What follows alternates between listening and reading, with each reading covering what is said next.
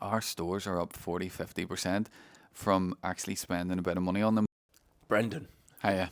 what one thing do you wish you'd have known 10 years ago? Probably work-life balance is one of them things that is always questionable, because I think I work crazy amounts of hours, and I always have done for my entire life.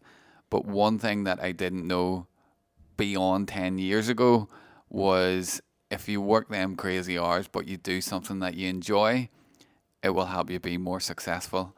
Because I think the work life balance, if you want to build a business, you're not going to get that work life balance that you want. If you want to build your career, you're not going to get this work life balance that you want. But for me, if you do something that you love, and I spent years working crazy hours doing things that I didn't enjoy, but I love what I do now. So if I knew work life balance was about doing something that you love, it'll make it much easier.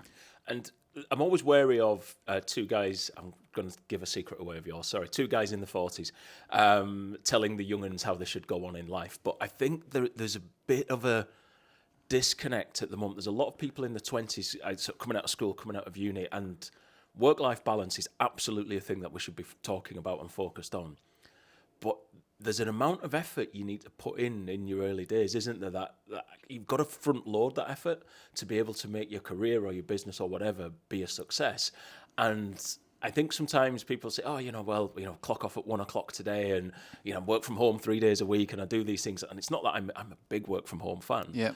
But you've got to put that effort in, haven't you? The hard work often success happens on the other end of hard work most of the time. Massively. If I think of the people that have joined BPerfect and Voodoo's, I don't ask people to go above and beyond, but the people that have really stepped up their careers, people like Kira, who you taught, always went above and beyond, and she always worked the extra hours. I'm probably one of them employers that we work at home on a Wednesday. We're so fast paced in here, and I think Mondays and Tuesdays are hectic in here, but if you're not here, we change and we evolve and we make decisions really quickly. So I think I love that we do Monday and Tuesday in here. It's really busy. Wednesday at home gives you that day to reset, decompress, think, plan, get all the stuff that you would never get done if you're in the office, and then Thursday and Friday back in. So I love the way that we have it in here, but definitely the most successful employees in here are the ones that go above and beyond. And there's two sides to that. And as I say, I'm not a 1950s employer who thinks that you've got to be doing 150 hours a week or that's it. There's building a culture that makes people want to be part of that as well, isn't there? It's not, I think you can't just tell people you've got to turn up and you've got to be here and work. You've got to build a culture, and I think you've done that here, because your staff, the ones I've met and the ones I know, they don't just work here, they love it here. It's a community. I'm sure not everybody. I'm sure you have people who are like, I can't stand it here. But the bulk of people you meet are absolute raving fans for your brand. Massively. The team are so supportive. And it's back to that thing that I was saying. Do something that you love. Work with people that you enjoy. And it will make it much easier. So going to work doesn't feel like a chore. Now, sometimes in here, like we're planning our summer diary, and it's like fucking mental. We are like... There's so many events. We have events coming out left, right, and centre, and we're like, oh, have we done too much? So even with that, there's times that we definitely overdo it, and I'm the worst. And the thing about me, I won't do anything. I won't let the team do anything that I won't do anything myself. So I'm not scared to get my hands dirty. I'm not scared to get stuck in and put the hours in with the guys. But yeah, if it's things that you enjoy, it just makes it much easier. And fast forward in 10 years, but to now, has any of that changed? Because you've recently become a dad. Has that changed your view on work-life balance, or, has it just made it harder? Massively. I'm lucky, and I suppose it's a funny story. So I brought Emma in, who was our with two marketing managers. One was trade, one was e-com. And I brought Emma in to tell her that before I told everybody else I'm going off to have a baby. And she's like, I'm pregnant. And I went, what? So then the plan was Molly could step up and take over Emma's department sort of when she was off. So I brought Molly in then to tell Molly that me and Emma are going off to have babies. She went, Brendan, I'm pregnant. It's like, I don't was drink the water, it'd be perfect. whoa. So probably three really key people Yeah. out of the business at the same time. It was literally Molly had her baby. I was 2 weeks later, and Emma was 2 weeks after that. So three key people. But I suppose the flip of that, the good was Emma was here right up to Christmas. I was going to America, so I was here until the end of November, got Black Friday out of the way, but I was still working up until Enya was born on the 16th of December. And at that stage, our digital kind of starts to slow down anyway, so it worked out at good timing. The one thing that probably had to do was I'd probably 6 to 8 weeks, I was still on my WhatsApp, still on my emails, but with a newborn, they sleep a lot. Yeah. So she would have been lying sleeping on me. I was just catching up. I wasn't doing anything too hectic, too crazy. So at that time, when I come home, I had to work more than what I wanted to or expected to. I think Molly and Emma are just back last week, actually, which is great. It's amazing to have them back in. And I'm now probably thinking about the work-life balance thing more. I definitely keep the working at home on a Wednesday, and I also try and work at home in the morning. So for me, I don't mind doing really long hours as long as I get plenty of time with Enya. So I'll spend the morning with her. I always try to leave work to get home so as I've got an hour with her before she goes to sleep. And then always try and make time, obviously, at the weekends as well. The phrase I use now when I started my own business 8 years ago, and I realised really quickly that the thing I had to do was manage my energy, not my time. Yeah. So there's times when I'm just like, oh, do you know what? I'm going to go to the gym and I'm going to start at 10 o'clock today, or I'm finishing at 3 o'clock, I'm going for a run, or whatever it is. But there's other times where 7 a.m. I'm at my desk and it's 9 p.m. and I'm still at my desk because my energy's there for that day and I've got stuff that I need to do. Do it when you've got it in you. No, I'm in a position where I don't run a business with hundreds of people looking at me for inspiration and direction, but it certainly helps me being able to do that and just focus on how I feel and what I'm going to do today. So do you kind of have that rhythm, or do you just think, like, I've got to be there and I've got to be kind of all switched on the whole time? I suppose going into this on a bit of a boo-boo, whenever I was off, we weren't really looking at stock, and when I came home, we didn't even pick it up until I was home a good few weeks, and we realised we've so many new launches this year, and we have expanded the range massively.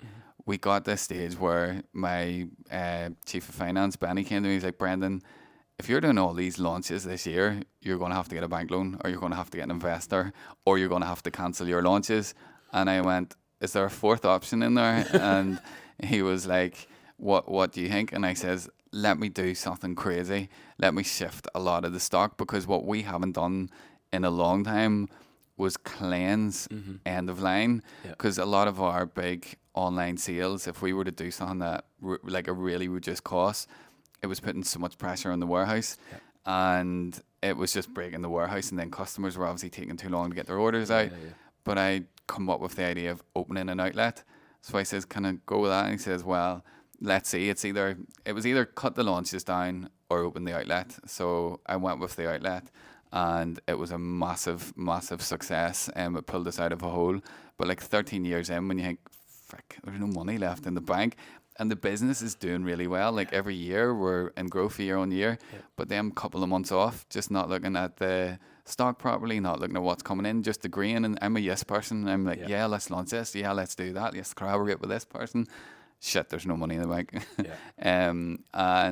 But yeah, we've turned it around in literally 6 weeks. Amazing. Stay there. I'm going to come back to that in a minute about cash flow and things like that. But let me just do a quick introduction.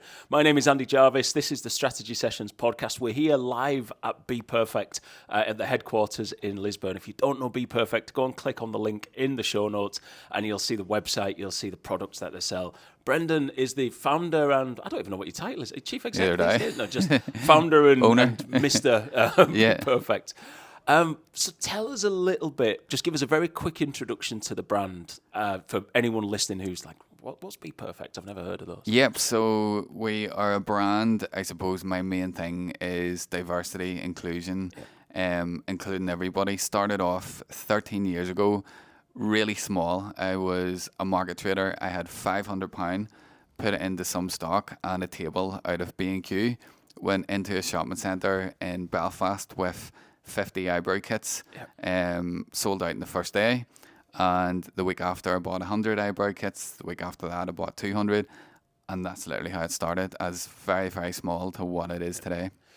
One of the things I want to talk about, so we will come back to the cash flow challenges, because Yep. I think as the business grows, we'll get into that soon.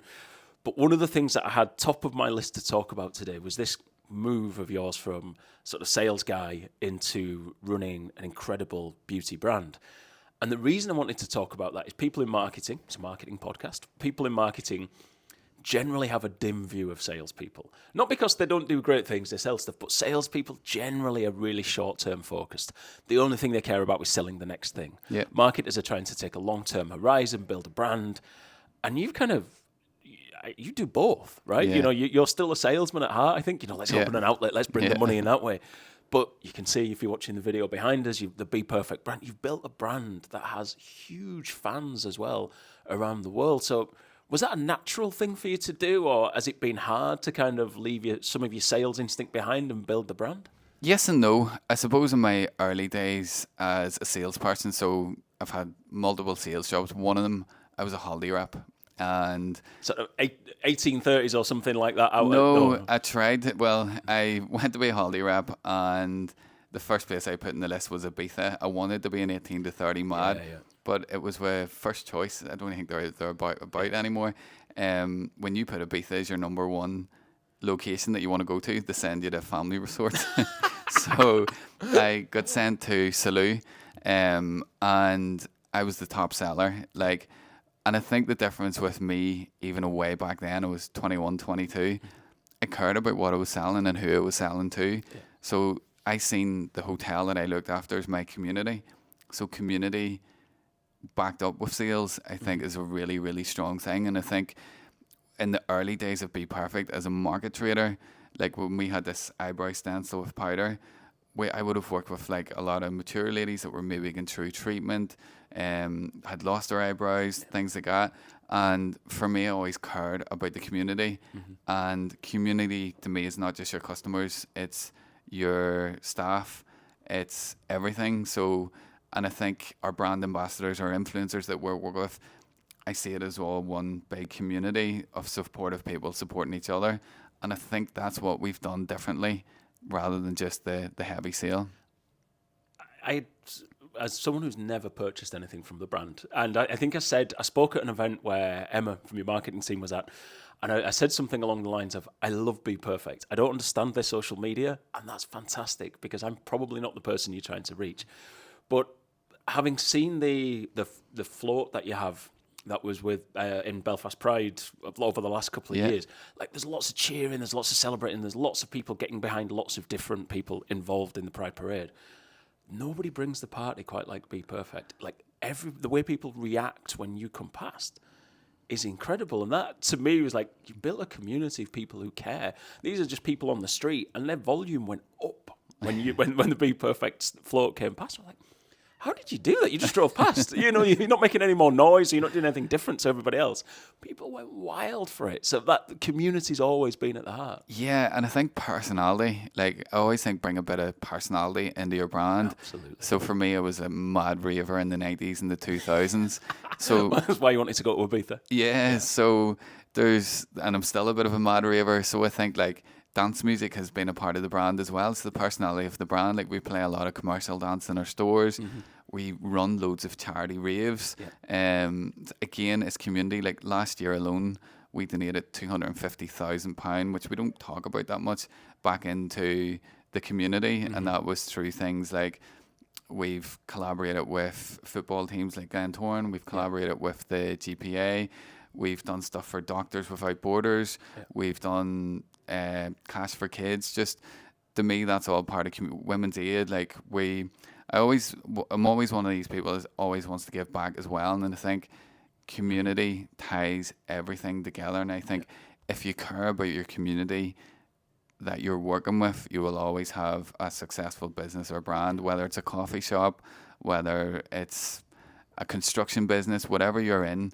You'll always have a community. That'll be your team, your customers, everything. They all matter. I think one of the things a lot of people get wrong about building a brand is they try and make everybody care. And it's not that you're excluding anyone. You will include anyone by the looks of it who wants to come towards you, but you're very clear on what you stand for.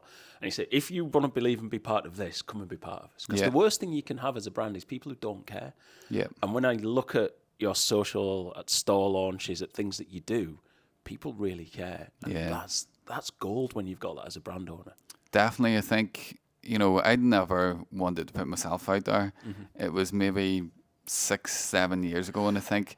sorry, I'm just going to interrupt there. You'd say this. We were a little late starting recording because Brendan was shooting videos for TikTok, so you're now kind of all over social, aren't you? Yeah. But there's a bit of a journey to get there. I think if you look at a lot of the most successful brands globally now, they're founder-led, and I think people like to see behind the scenes. People like to know who's behind that brand, who am I buying from, and it was about...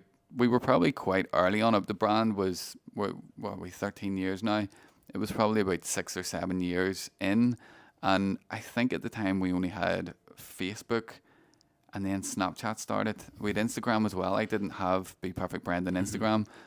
With Facebook, with Instagram, and then Snapchat became really busy and it got really popular before Instagram stories. Yep. And at the time I had Brendan McDowell and we had BPerfect Cosmetics. And our marketing manager had said to me, Brendan, will you do it? And I went, absolutely fucking not. And this whole thing started, and it's actually still a running joke. So I changed the name to BPerfect Brendan on Snapchat, and we just had the one account. And I was really nervous talking to the camera, and people are shocked when I say that now. And I used to do this thing where I was talking to the camera and like playing with my hair, and it was a nervous thing. And then I kept shouting at myself on camera for like playing with my hair. And this whole thing started where I was going like this, and then I was walking past people on the street and they were all going, buzzing like your cousin. I was like, this is friggin' nuts. And I think it was Kylie Jenner left Snapchat, and so did half the globe. Yeah, it went overnight, didn't it? I don't think it's making a bit of a comeback, but a lot of people then went to Instagram stories, and we had Instagram, and then I did the natural thing was start BPerfect Brendan, and it was all about inspiring other people in business, really seeing behind the scenes the hard work that goes in. And we were early on with the founder-led type thing. There's a lot of businesses now, they're only maybe up and running 5 or 6 years, and they're founder-led. But I think if you look globally, most of the most successful businesses now globally that are popping up are all founder-led. And social's been an integral part of the BPerfect growth story. I mean, you mentioned Facebook there. I never even checked Facebook to see if you were still on there. Do you still use it?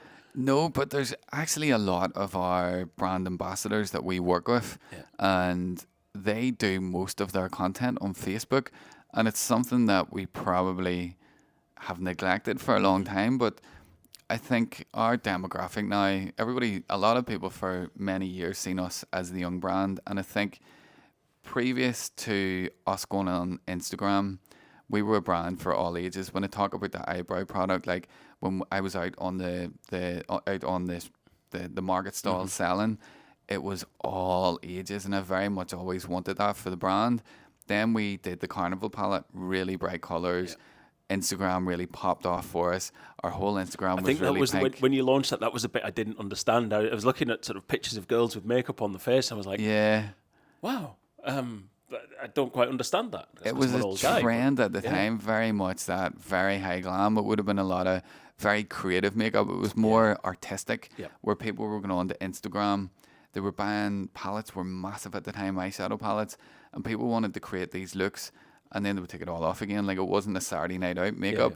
And at the time, we kind of jumped on it because it took the brand global, and we went bright pink Instagram. We opened our first store, bright pink. About 2 years in, I was like, I hate fucking pink. And I was like, can we just go back to what we were? And it was black, white, and silver. And we brought it all back again. So it was about 2 years where people seen us as a very young brand, but it's definitely changed. That can bring its own challenges, though, can't it? Because, I mean, it almost replicates the challenges Facebook had. So I remember Facebook being, when it came out of universities, it's what young people were on. Those young people got older, their parents started joining, and then the younger folks just migrated away from that, because there's a lot of younger people who don't want to be in the same tent as the parents. Yeah. So when you've got a brand that's very youth-focused and, this is for us, it's not necessarily the easiest decision to then start saying, oh, we want to be for, all ages, because you can quite quickly turn off that younger audience, can't you? Be like, well, I don't want to buy that makeup. My mum's wearing it as well. TikTok's the exact same right now at the minute. So like, if you think of TikTok not that long ago, 3-4 years ago, it was kids dancing. Yeah. That was mainly what TikTok was. Where our average age of a consumer in TikTok now is 33. So that'll surprise a lot of people. Yeah, that's our that's average. So you've got people in the 40s as well. Yeah. So, and even at an event, I hosted a masterclass last night down in Armagh. There was teenagers there, there was grandparents there, it was all ages, and that's all back to the diversity of the brand. We want to be that brand that is for everybody, and the products very much reflect that as well. So you jump on trends a lot with social. So you stay at the forefront as a brand by staying relevant to whatever channel's there. I've heard you talk before about firstly moving into TikTok and then selling on TikTok Shop, which has done great things for the business. Mental. Like, TikTok UK started, must be nearly 3 years ago now. So for anybody that doesn't know, the UK was the first country in the world to get TikTok Shop. And we were skeptical, and I remember speaking to other business owners like P. Louise. She does massive revenue in the UK, and everybody was a bit skeptical using this new platform. And I was like, is this going to take away from online? Is it going to take away from stores? Because at the time, TikTok were paying brands just to go on there. So they were saying, drop your price on this, we'll pay you a voucher on top of it. And it was like, we knew it was never going to last. So what I did at the time, we're very much omni-channel. We have online, we have our own mega stores, we have our wholesale business, and we have TikTok Shop. So for me, I was like, let's go in, but let's not go all in. So I've seen other brands in the UK that went all in on TikTok Shop, and the downside to that is all the funding and all the revenue and everything they were giving you at the time, it all dries up, because obviously they're building a new platform. Pitching a tent on someone else's land is good while it lasts, but Exactly. you know, at some point that landowner's going to stuff you. But for us, I think we nailed it properly. We kept, like, I remember at the time, Kira, who you taught, and some of the marketing girls were like, oh yeah, TikTok and online is the same revenue. And I was like, it's not. I says, we still need to have our online target. We still need to have TikTok. We still need to have wholesale. And they just seen it as digital. And I was like, these are separate platforms, you know. We can't retarget this customer. We don't get their phone number. And I says, anytime that we're doing something on TikTok, we need to make sure that we have something to counteract that online. What we found was TikTok was excellent, and I mean excellent for views. So when you launch, and still to this day it's changed, I'll talk through the early days and talk through the changes now. So your videos were going super viral because you were linking shop. So what we then, a couple of months in, noticed was, I think the first thing to go viral was Chroma. But then we've seen an uprise in sales in wholesale. We've seen an uprise in sales in online. We've seen an uprise. So obviously it's like anything. You see something once, you might not buy it there and then when you see it linked to TikTok Shop, but your customers then seeing it in your store and grabbing it in your store. And I think for me, omni-channel is definitely the best way forward. I've always been one of them people, never put all your eggs in one basket. We very much spread it out. Where do I go next then? In fact, we mentioned Kira a couple of times. Let's talk about Kira. Not just about Kira. Hi, Kira. I'm forever being told when I'm consulting with clients, oh, we're not doing TV. Well, why not? Young people don't watch TV and so on. And that kind of standard statement, despite the fact that the evidence suggests it's not really true. And the reason I'm kind of saying that and segueing into that is because Kira was one of the stars of a TV show which was focused around your brand, shot here in Northern Ireland by the BBC. So tell us about that, because you've been on that and as well as Dragon's Den earlier. So you've had a couple of TV appearances as a brand. Firstly, tell us about the BBC series, and then tell us what impact that being on the telly had for the brand. It's probably better if I start with Dragon's Den. Okay, yeah, go with that. Because Dragon's Den was 7-8 years ago. Yeah, pre-COVID, wasn't it? Yeah, even a good few years before that. So at the time, we were market traders, like pop-ups in shopping malls. We didn't do much online. We had a website. We didn't really push it. It was just if somebody bought something at an event, they might have repurchased it. So we weren't doing much online.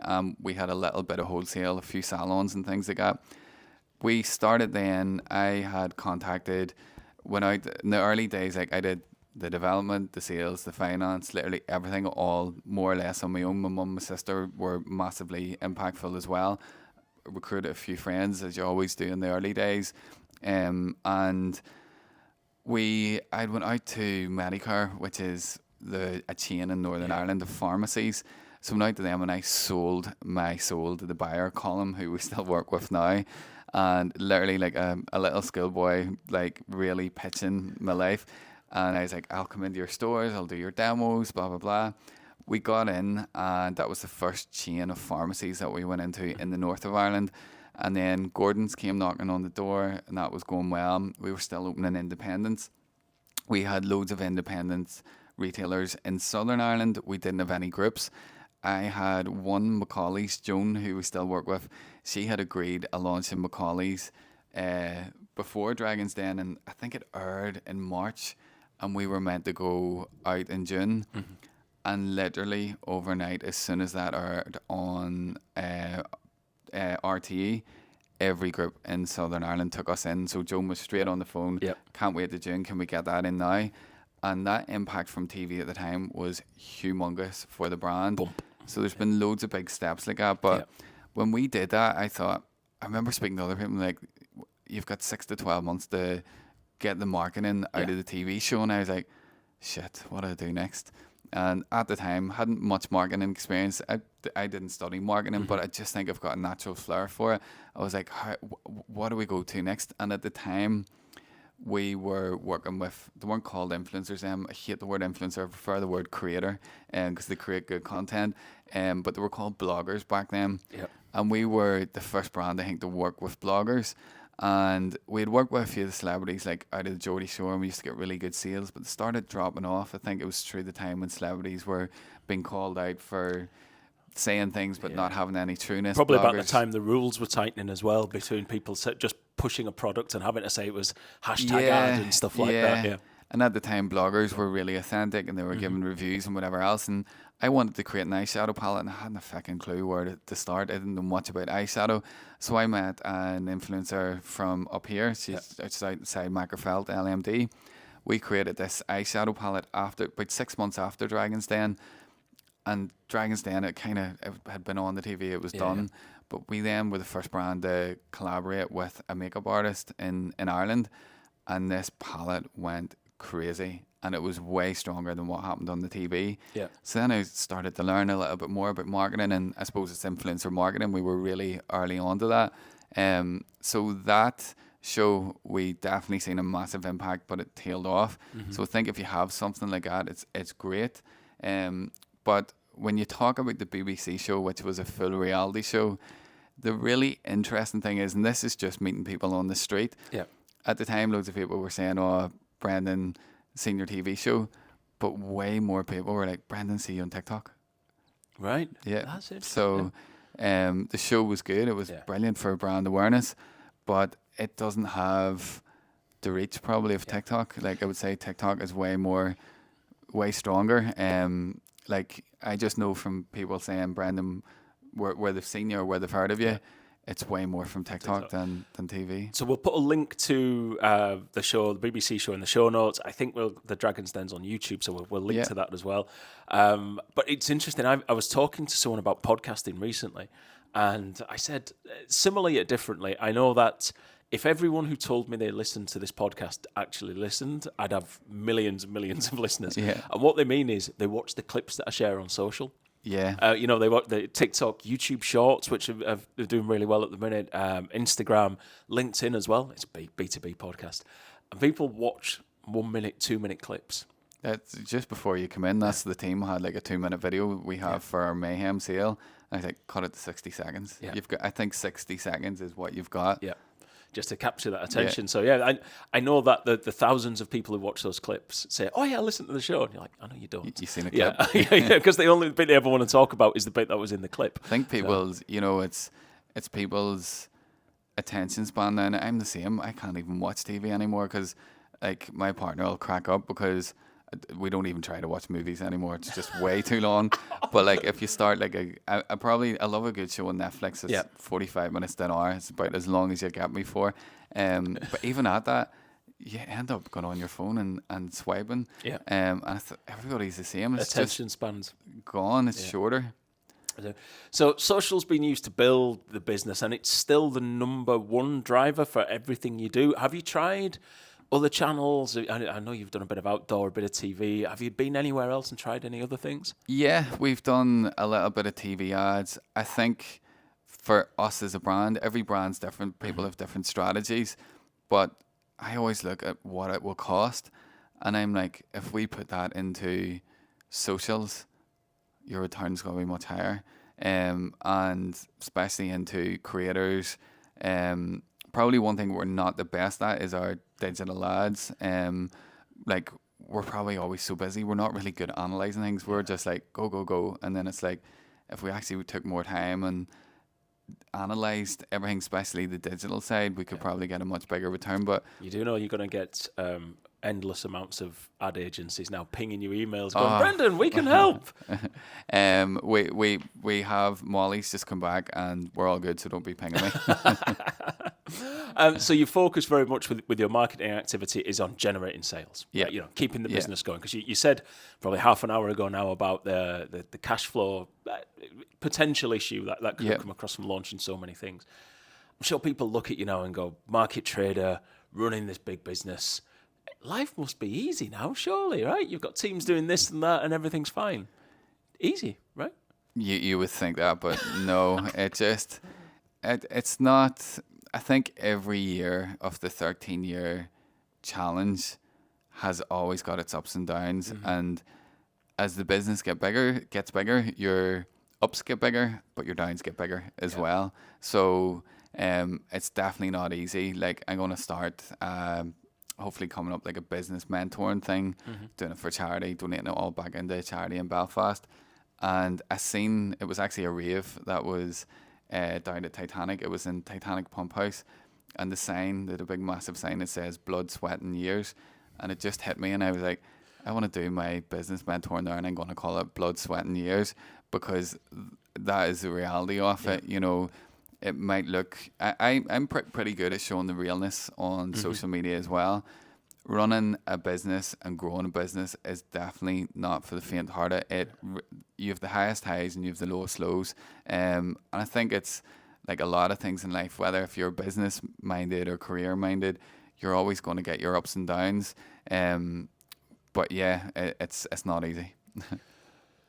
So one of the big things that interests me as well is you initially started, you were selling your own products, selling it via other retailers and online relatively early. But there was a school of thought maybe a decade ago, maybe probably in your early days, that retail high street was dying. I mean, despite the fact that Apple were investing millions, if not billions, in going on the high street. Yeah. But I don't think it was a no-brainer to open your own retail store, was it? I mean, there must have been people going, why are you doing that? Was it an easy decision? We've always kind of done it. Yeah. So I was probably doing retail before I did online. So for me, it was a natural thing to do. So back in the early days, so our first ever store was in Castlecourt, Belfast. Yep. Castlecourt, I've been working there for 13 years with BPerfect on the mall. So I've always had a really good insight. And every Christmas, we used to book the mall for like 2 months, every November and December. We've also been in retail with our pharmacies across Ireland for years as well. So we've always, I think, younger businesses, probably in the last 5-6 years, they probably put retail to the back of their mind. We've always been in retail because we always had our pharmacies, we always had our pop-ups. But it was through COVID, I went into Castlecourt and was booking my mall place as usual. And then I went, fuck it, well, I'll just open a shop. And I met, and the store manager is lovely. Went in and met her, and she showed me this shop. It was like an old Thornton's unit, I think it was, and it was probably not much bigger in this room. And like, Brendan, this is probably the right size for you, because at the time we didn't have very many products. Like, I wasn't at the stage to open a retail store. We had tan, we had a few pallets, whatever else. And then she says, I have one more shop to show you, and it's down at the front of the shopping centre. Yeah. And I went down, and it was all glass front. It was huge, and I was like standing there, and I went, I'm going to open a mega store. And they were like, what's a mega store? And I was like, I'm going to bring other brands in. So it's going to be a BPerfect store, mainly BPerfect products, but we're going to bring other brands in. It was in the middle of COVID. No, you got a load of flack. You got a load of flack for this, didn't you? Yeah. Because it was an incredible amount of people turned up. Yeah. Way more than you thought. Yeah. We knew it was going to be busy, obviously, but we spoke to the police, we spoke to the council, we spoke to the shopping centre, we put all the things in place, social distancing and whatever else, and all. I think when you're doing something, if you're always coming from a good place, everything was so negative at the time.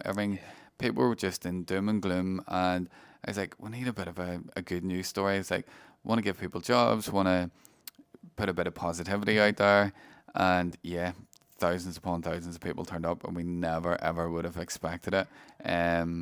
But yeah, it ended up being our most successful store. Because there's been, I can't remember if it was Misguided or Boohoo, but one of those sort of fast fashion brands tried to open retail, tried to open physical stores, and very quickly closed them because the whole, it's not just selling your products in a store. The whole model's different of what do you need in store, where your cost model, how many people need to be there, what are your stock levels, and it's not just the same as selling stuff online, is it? It's a very different mentality. Completely. We've had lots of learnings, like massively. So kind of when we opened Castlecourt, it was in COVID, there was no rates. Rent in Belfast is way cheaper than anywhere else, or your value for money. Yeah. So we opened Belfast, then we went to Derry. Same, like Northern Ireland, your rates and your rent is all much cheaper. That kind of spoiled us. So in my head, we needed these huge mega stores. And then we opened Glasgow, and again, it was through COVID, so there was no rates. Didn't think long term. I just opened the store. Now, this store in Glasgow was huge. Yeah. There was 3 floors. We only used one, and it was still huge. And of course, there's no rates. But your Brendan didn't think this isn't going to last forever. But we didn't sign a big deal. So I also didn't know that Glasgow is the most expensive place in the UK for rates. Neither did I, but I do know. I don't know if it's the most expensive, but it's definitely in the top. And we had a rolling monthly contract, so we're fine.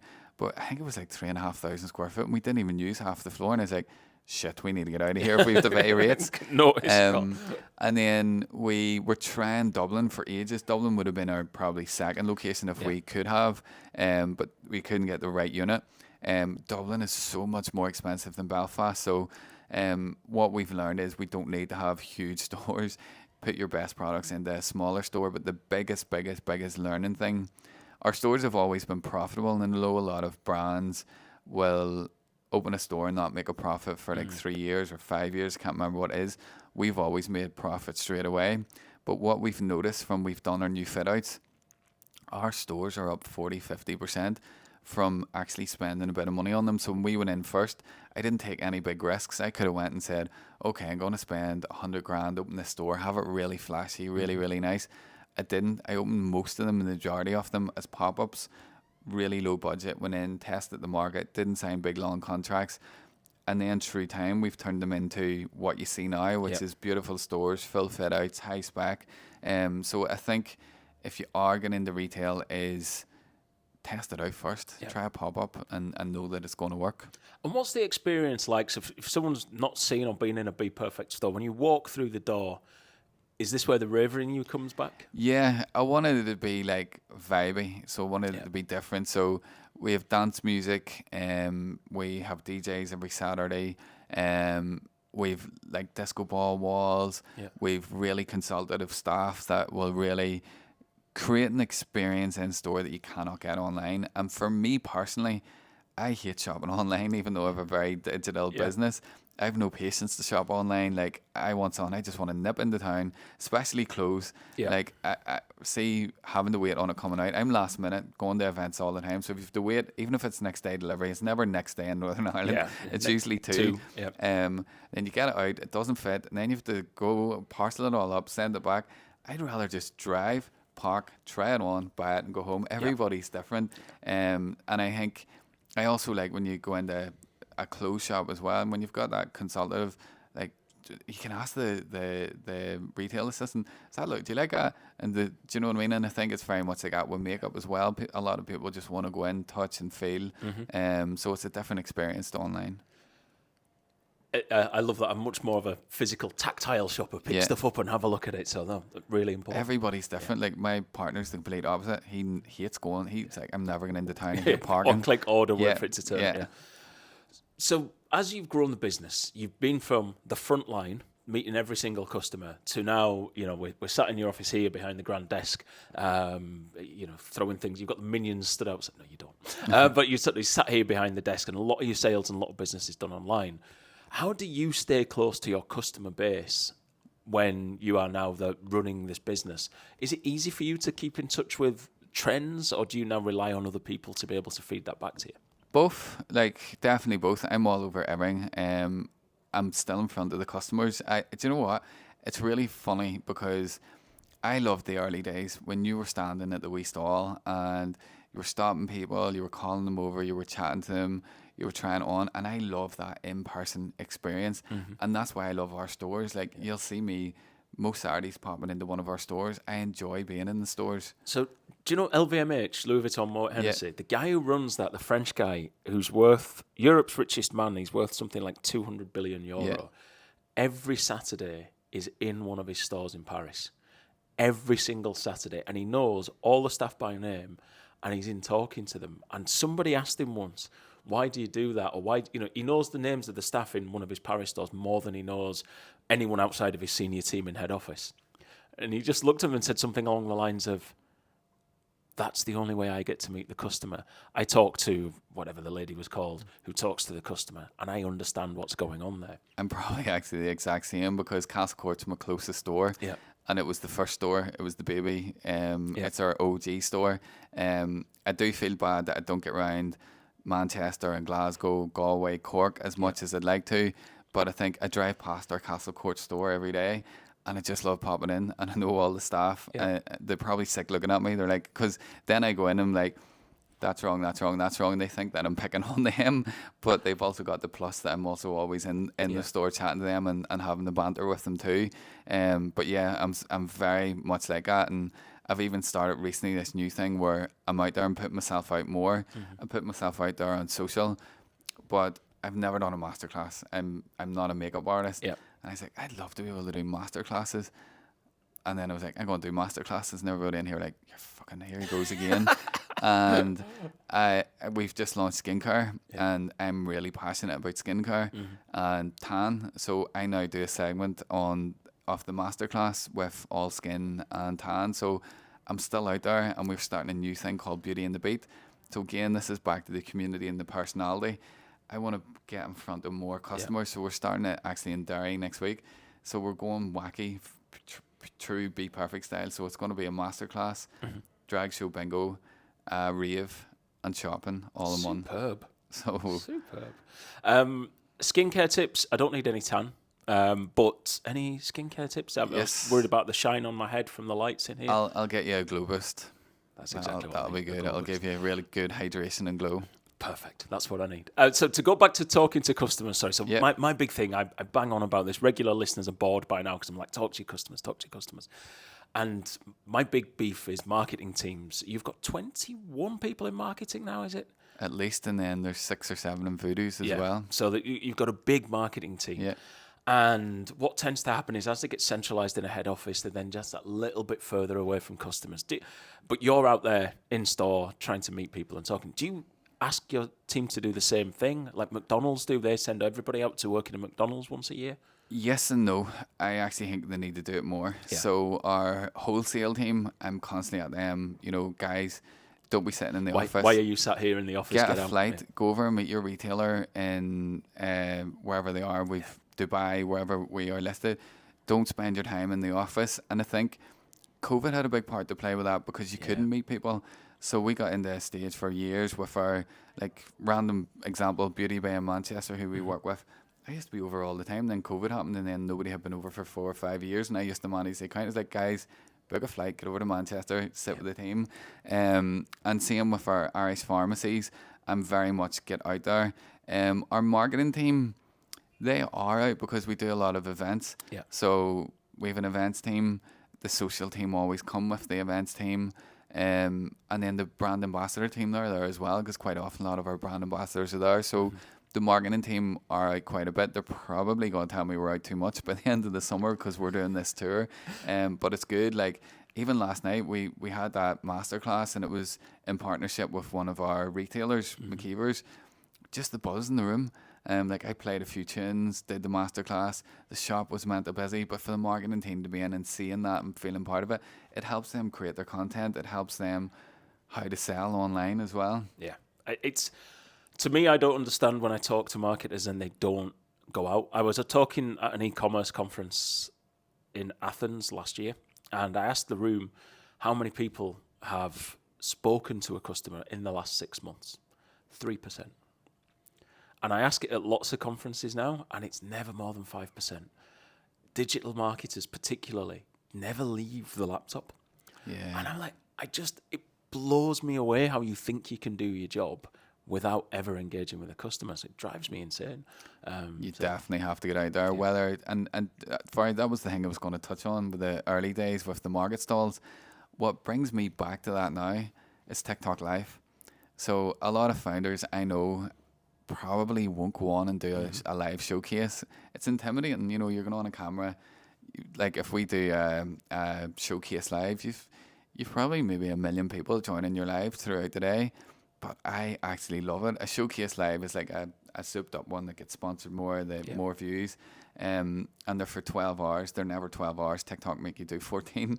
And I've done loads of them, the full thing right through on my own, because I love it, because you're there, you're having the fun with your customers, you're bringing the staff in, you have a few brand ambassadors on.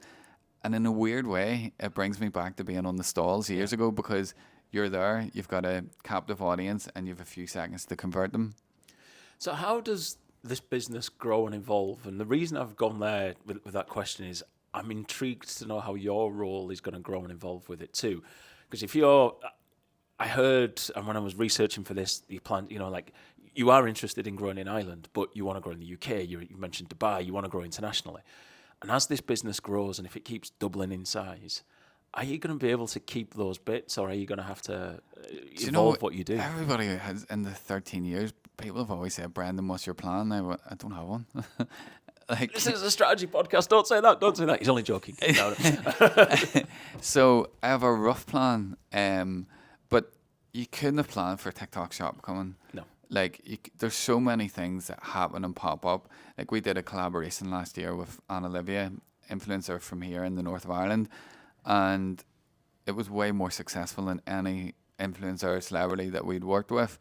You can't plan them things. And you've worked with some massive celebrities as well, haven't you? You know, you just there's things that just happen that you cannot put into a business plan. There's rough things that you have in your head. So for us this year, we're launching in Superdrug. We're going into 80 stores. So we have our own mega stores. We've 2 in Glasgow, 1 in Manchester on the mainland. And we don't really have offline presence massively anywhere else. We're in Ireland, we're in all the local pharmacies. We've 10 stores of our own stores in Ireland, north and south. In the UK, we're going into 80 Superdrugs. So for me, that's us really hitting bricks and mortar mainland UK. So we want to massively get behind that with the marketing team. Dubai as well. Strange in Dubai where it's not as digital over there, which you think it would be. Right. They do, like the malls and stuff in Dubai are huge. Big focus of people going socialising there as well, isn't it? Not just shopping. It's massively. It's a day out. It's a family day out. So we're expanding quite well. Interestingly, in Dubai, there's about 20 brands in the store. We were in the bottom 5. A couple of months ago, we went over and rejigged the load up, and we're now in the top 5. So because you were on the ground looking. And then we launched TikTok Shop USA. TikTok Shop Ireland only launched December. It's blew up for us. TikTok Ireland's going crazy for us now, and you can't write these things into a business plan. I think one of the things with strategy that I talk about with when I get a client, a lot of the time people say, what is it exactly you mean by marketing strategy? And one of my first things is it's not predicting the future. Because people think, so the strategy will tell us what's going to happen. No, because, we couldn't have predicted tariffs. The buffoon in America putting tariffs on. I shouldn't say that. This will probably go live when I'm in America. Anyway, so if I don't come back, it's been lovely meeting you. But we couldn't have predicted that if we did a marketing strategy for you last year and America was a big growth market. No one had that on the bingo card. No. So it's about sort of making some bets, deciding a course of action, but being nimble. That sort of emergent strategy and reacting to what's going there. That's I would say that's our key strength, is being reactive. yeah. Like constantly, I see something, I'll just go for it. And if something drops one place, you pick up in other places, Yeah. the way I see it. There's Carrie Rose, who runs a marketing agency, was on the show maybe 6-7 months ago. And she said something about decision making as a CEO that I'd never really heard before. She was like, a lot of people wait until they're 80, 90, 95% sure. She says, to me, I want to be 51% certain, and then fuck it, I'll make the move. She was like, because what if I'm wrong? We do it quickly, we fail quickly, we learn, we move on. But what if I'm right? I'm miles in front of everybody else by the time they come around to working it out. And I was just like, yeah, never heard anyone put it in those terms, but I think that's the sort of thing you're saying. It's like, I'm if you see probably the exact same Yeah. with a but. I'll never do something, because a lot of people are like that, and they'll maybe they'll get to the 51%, and they might go all in, and it doesn't work out. Yeah. And then you're back to square one. You know, you're struggling. Where I will definitely take a gamble at something, go for something. I'll take loads of risks, calculated, but I'll also make sure that it's not a risk that's going to leave you in a dark hole. So I think you always have to take risks. You have to take a punt on things sometimes. People in here, when we're having senior meetings, I'm probably most likely, I went to therapy, and the first thing the therapist said, if you got ADHD or you should get tested. She more or less told me I had it. Yeah. And I think a lot of the very creative people in the world have it. And some of my ideas are absolutely fucking nuts. And I'd be sitting here at this table, and I'm at a senior meeting, and they're just looking at me going, oh God, here he goes again. But I think you have to have that. You have to have ideas. Some of my ideas are absolutely crap. Some of the teams are crap. And I always say there's no idea is wrong. There's nothing. Loads of your ideas are crap, but bring them to the table. Let's talk about it. If you think it's good, let's consult with others. And I'll also be very much, I'll put something out there, and if more than half the table look at me weirdly, I'll go, we'll just leave it. Yeah, it's but if half of them are, more than half are excited, I'll go for it. So let's come back to something I said we'd come back to before, just before we wrap up, about the time the finance director knocked on the door and we're like, we don't have enough money to do this. When you hear that, do you see, you immediately came up with a fourth option of how to solve the problem. Is that just how you work, or did you sit there initially and go, oh, shit? Or did you, were you straight into problem solving? I love turning a negative into a positive. Yeah. So, and I was sitting going, what am I going to do? What am I going to do? And I was going to the guys, I have it in my head, I know what I'm going to do, but I just can't put it into words or write it down on paper yet. And I couldn't think of the word outlet, and I couldn't think of the store. And I just knew that we had to change how we do sales, because years ago we would always had a warehouse clearance in August and then Black Friday, and you would have used that to cleanse a lot of your stock. Yeah. But that's also when you've got the most traffic on your site, and it's obviously stock that you're not making any profit on as well. You're just turning it back into cash to refund your growth. So we hadn't done that in years, and I get that the reason that we didn't do it is because we did it, and you're maybe selling thousands of SKUs that you're not making profitable money on. You're just turning it into cash, and you're breaking the warehouse at your crucial times, which is Black Friday, which is your times that you need your warehouse to be focused on your good sales, because you don't want somebody buying a Christmas set and they're waiting 2 weeks on it because you're sending all these things out that are not making you any money. Yeah. So that's when I come up with the outlet. It was like, let's have a permanent outlet to cleanse stock, as opposed to doing these one-off sales and breaking your warehouse at your most crucial times. But then I added to it, being Brendan, I was like, let's open a physical one as well. And like, we opened the one, honestly, the physical store in Banbridge, I could never have imagined the crowds that were going to go to that. Like, it was crazy. Yeah.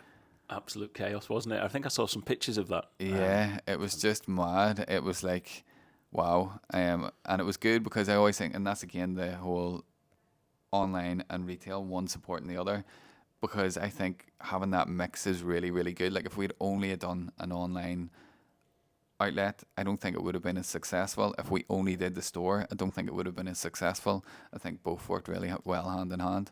So just a quick one, because you mentioned Black Friday.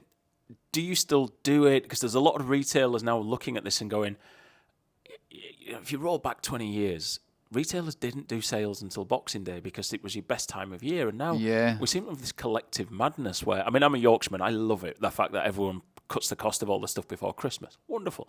But from a retail perspective, it's madness, isn't it? We don't do... Again, if you go back to what I was just saying there, it was like we used to use it to cleanse old stock. So now that we have the outlet running permanently, we don't need to use Black Friday to cleanse slower moving lines. So this Black Friday will still give value. It's still one of the busiest time of the year, but it'll not be the usual up to 90% off. Yeah. So we have the outlet running. What we probably do is add more new lines to the outlet, which will have your big discount on, but it's always ongoing. We'll still do a sale, but I don't think... Yes, Black Friday will still be big for us. It'll still be huge, but it will be slightly different because we aren't cleansing a lot of stock. Yeah. Excellent. Well, look, before I let you go, Brendan, one last question. Have you got a book, a podcast, a recommendation that you think other people should have a listen to and that you'd recommend? Yeah, I suppose the first book I ever read was the day that I came up with the idea of BPerfect, which was The Secret. I went to a trade show. Sits over there on your... I didn't even realise it was ours, the second one, Daily Teachings. Yeah. My mum and me went to a trade show in London. She thought it was bonkers. And I think Mum got to start a business with all this crazy stuff in a bag. And I bought The Secret in the airport on the way home.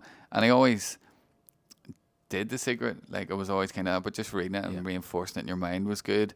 And I also listened to a good podcast recently. It was Emma, I forget her surname, she's the girl behind Skims. She was on with Stephen Bartlett, and it was really, really good podcast. One of the best business podcasts I've listened to in a while. You've referenced the second best mixed race podcast host in the UK there. But I'll allow it, that's fine. I'm not sure who the best is, Brendan, but... So listen, thank you very much for your time. I know there's a lot going on. You've got a sale launching at the minute, so it's been amazing to be able to sit down and connect with you.